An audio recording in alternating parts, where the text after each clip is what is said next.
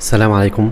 في الفيديو ده ان شاء الله هنتعلم مع بعض واحدة من الميتا المهمة جدا اللي هتساعدك ان انت تعمل موقع الناس لما تفتحه على الموبايل تلاقي شكله كويس. طيب، علشان نفهم المشكلة اللي احنا بنواجهها من غير الميتا دي، احنا محتاجين نفتح الموقع بتاعنا على الموبايل.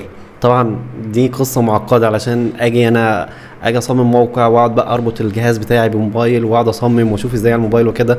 لكن من حسن الحظ الحياة اسهل من كده بكتير دلوقتي. كل اللي احنا هنعمله علشان نفتح الموقع بتاعنا على الموبايل من غير ما نثبت اي حاجة ولا نعمل اي حاجة، بالماوس بتاعي هدوس كليك يمين، هروح عند اداة اسمها انسبكت او هنزل تحت عند انسبكت. هيفتح لي التول بار، هيفتح لي الحاجة اللي انتوا شايفينها دي. انا مش عايزك تبص عليها هتحس ان هي معقدة، سيبك منها. هي هتكون عندك يا اما ان هي هتكون بالعرض على اليمين الشاشة، يا اما ان هي هتكون تحت كده. فانا بفضل ان هي تكون كده بصراحة. المهم ان هو لما يفتح لنا، انا عايزك تفتح دي. لما تدوس هنا عن تاجل ديفايسز، لو دوست عليها هيفتح لك الويب سايت اكنه مفتوح على موبايل.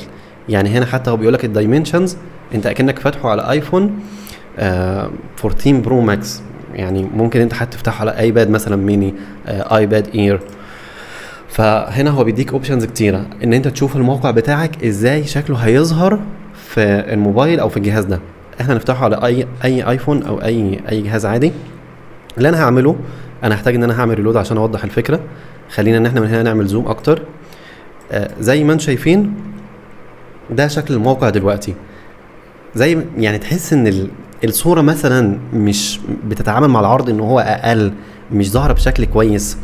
الميتا اللي احنا هنتعلمها النهارده بتساعدنا ان احنا نظهر المحتوى بشكل كويس في الشاشات اللي زي كده. الميتا دي خلينا ان احنا نشوفها مع بعض ونشوف التأثير اللي بتعمله. خلينا نروح هنا.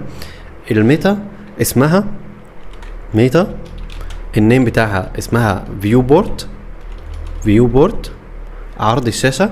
الكونتنت بتاعها زي ما انتم شايفين. انت طبعا مش لازم تحفظ الكلام ده، مش لازم، صدقني هتلاقيه على النت. المهم ان انت تبقى فاهم هي بتعمل ايه. هي عامه كونتنت ويتس بيساوي ديفايس ويتس، السكيل مش عارف كذا. احنا مش في مدرسه، بس انت افهم هي بتعمل ايه، افهم الفكره بتاعتها.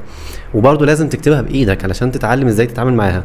طيب، هي الكونتنت بتاعها او المحتوى بتاعها، انا بقول للمتصفح ان الويتس بتاع الويتس بيساوي الديفايس ويتس. يعني اي شاشه الويتس بتاع السكرين او الويتس بتاع المتصفح هيساوي حجم، او الويتس بتاع الديفايس اللي انت فاتحه هيساوي العرض بتاع الشاشه اللي انت فاتحه.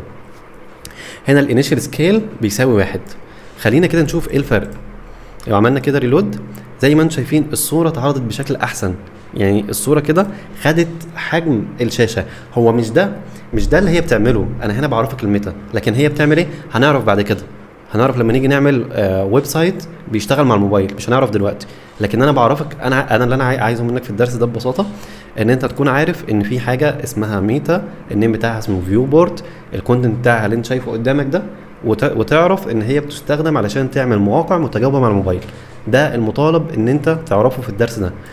وزي ما انت شفتوا التأثير بتاعها، زي ما انتم شايفين ان الموقع تحس ان هو اشتغل بحيث انه يظهر على الموبايل بشكل احسن، او ان هو تحس ان هو خلاص بقى فعلا مخصص للموبايل.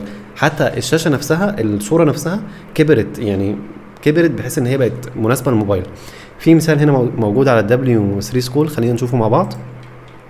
وهنا بيقول to understand this example you should open this page on a phone or a tablet. خلينا نفتح. زي ما انتم شايفين ده شكلها. ده شكل الصفحة مع الميتا اللي هي الفيو بورد. كويس. هنا انا فاتح نفس الرابط تقريبا. احنا عايزين ويز فيو بورد، عايزين ويز اوت من غير. طيب كده احنا فتحنا زي ما انتم شايفين في الشاشة الكبيرة مفيش فرق بين الاتنين بيظهروا بنفس الطريقة بالظبط. شايفين مفيش فرق. خلي بالكم عشان الاتنين مختلفين. لو فتحت هنا على الموبايل ده، شايفين شكله عامل ازاي مع الميتا دي؟ حس ان شكله متناسق. تعالى للمثال التاني. شايفين الصورة صغيرة ازاي؟ نفس اللي حصل عندنا. فلو حد في الموبايل وبيقرأ كده الصورة مش واضحة قوي، عكس لما تكون معروضة بالشكل ده فهي واضحة ليه. اتمنى ان شاء الله ان الفكرة بتاعتها تكون واضحة، ويا رب تكونوا استفدتوا من الدرس، واشوفكم في الدرس الجاي ان شاء الله.